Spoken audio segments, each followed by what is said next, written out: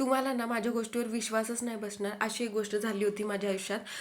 ती मी तुमच्यासोबत शेअर करतेच. तर त्याच्या आधी मी सांगते की आम्ही निघालो होतो इथे कटिंग करायला धैर्याची, आणि इतकी सुंदर दिसतात तिची केस. माझी अजिबात इच्छा नव्हती कटिंग करायची, पण धीरज म्हणत होता नको. तिची केस फारच डोळ्यावर येत होती आणि तिला आम्ही नेलं आणि तिची पूर्ण मुलासारखी कटिंग करून आणली.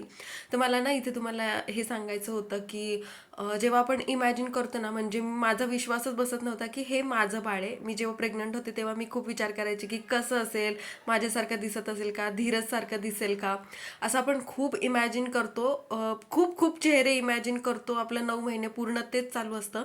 पण जेव्हा आपलं बाळ होतं तेव्हा आपण इमॅजिनेशनच्या पलीकडचंच असतं सगळं.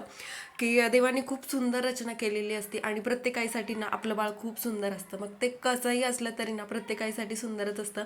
आणि इथं बघा धैर्याला पूर्ण मुलगा बनवून टाकलेलं आहे. धीरजची तीच इच्छा होती की नाही नाही नाही, तुम्ही ना त्या मुलासारखीच कटिंग करा, माझ्यासारखी कटिंग करा. आणि मी त्या भैयांना रिक्वेस्ट करत होते की नाही दादा प्लीज, तुम्ही थोडीशी तरी वरची केस राहू दे, कारण मला ना तिच्या वेण्यामध्ये ती जास्त छान वाटते.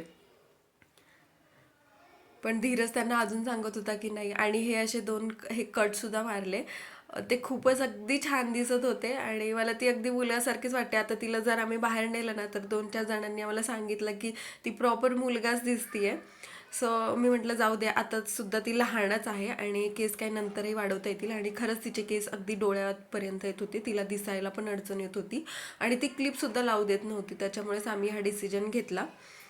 बघा आता किती सुंदर आणि छान दिसते ती. मुलगाच झालाय माझा हा. त्याच्यानंतर घरी आल्यावर मी पटकन स्वयंपाकाला घेतलं. इथं मी पनीरची भाजी केली होती. ही भाजी केली होती मी जैन स्टाईलनी. म्हटलं चला काहीतरी वेगळं करूया. जर तुम्ही चॅनलवरती नवीन असेल तर प्लीज सबस्क्राईब करा आणि फॉलो करा. त्याच्यानंतर वरण भात चपाती असं पटकन करून घेतलं होतं. सॉरी माझ्या बॅकग्राऊंड म्युझिकला प्लीज इग्नोर करा, कारण आज आहे सुट्टीचा दिवस आणि खूप जास्त आवाज आहे बॅकग्राऊंडला. चला भेटूया नेक्स्ट व्लॉगमध्ये. Bye bye.